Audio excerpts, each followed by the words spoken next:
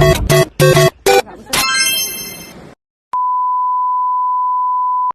guys, perkenalkan nama saya Gina Agustina. Saya berasal dari 1 PAIA.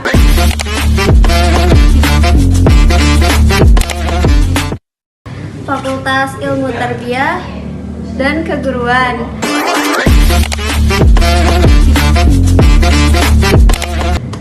Saya berasal dari kampus Insiber Syekh Nurjati Cirebon.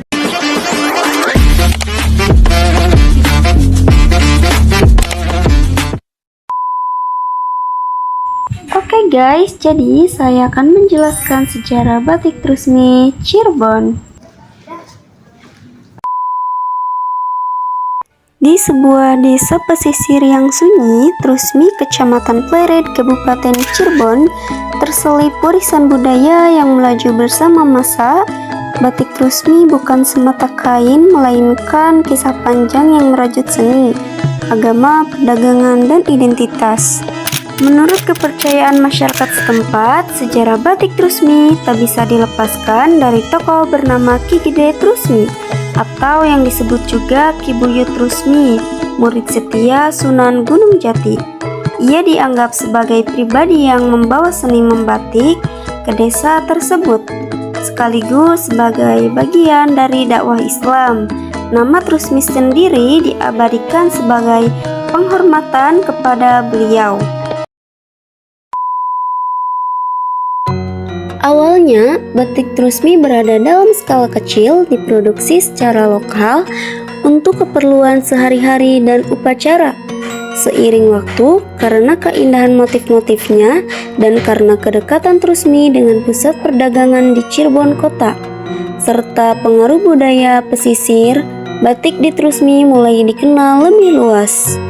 Di era tahun 1950-an, nama Trusmi mulai muncul sebagai pusat batik, tapi masih bergantung pada jalur distribusi tradisional. Peran perantau tukang batik dari Pekalongan, misalnya, ikut memperkarya mutu produksi batik Trusmi. Banyak pekerja ahli datang dari Pekalongan karena keahlian mereka di bidang membatik.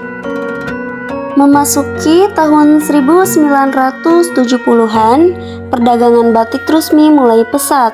Produk tidak hanya untuk pasar lokal tetapi juga ekspor, baik kain jadi maupun produk batik jadi. Penjualan batik semakin meningkat seiring dengan perkembangan infrastruktur seperti tol. Akses ke Cirebon menjadi lebih mudah, menarik wisatawan dan memperkuat Trusmi sebagai destinasi wisata batik. Selama ini banyak toko atau showroom batik memenuhi jalan-jalan utama di desa Trusmi. Kemudian ada motif dan ciri khas. Batik Trusmi adalah batik pesisiran Cirebon. Beberapa motif yang dikenal adalah Megamendung, Singa Payung, Paksina Galiman, Patran Keris, Patran Kangkung, dan lain-lain. Motif ini kaya simbol dan cerita. Warna-warnanya relatif cerah dibanding batik raton dalam, mencerminkan karakter pesisir, hidup, terbuka terhadap interaksi, dan dekoratif. Teknik membatik tradisional seperti batik tulis, batik cap, dan alat-alat seperti canting, malam, pewarna alami, kemudian kombinasi pewarna modern untuk memenuhi kebutuhan produksi lebih luas. Selanjutnya itu Museum Truk Park atau Trusmi Park Museum. Cerita dan fungsinya.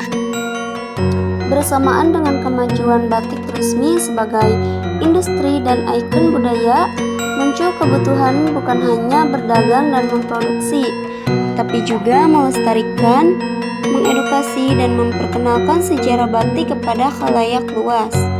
Museum Truk Park kemudian dirintis sebagai jawaban.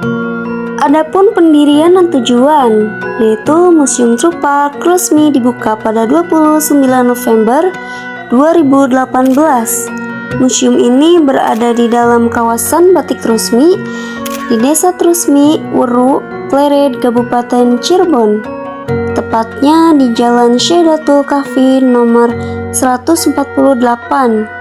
Tujuannya sebagai sarana edukasi pengenalan budaya batik Cirebon, yaitu motif, proses, alat, dan sejarah, sekaligus sebagai objek wisata budaya dan instagramable.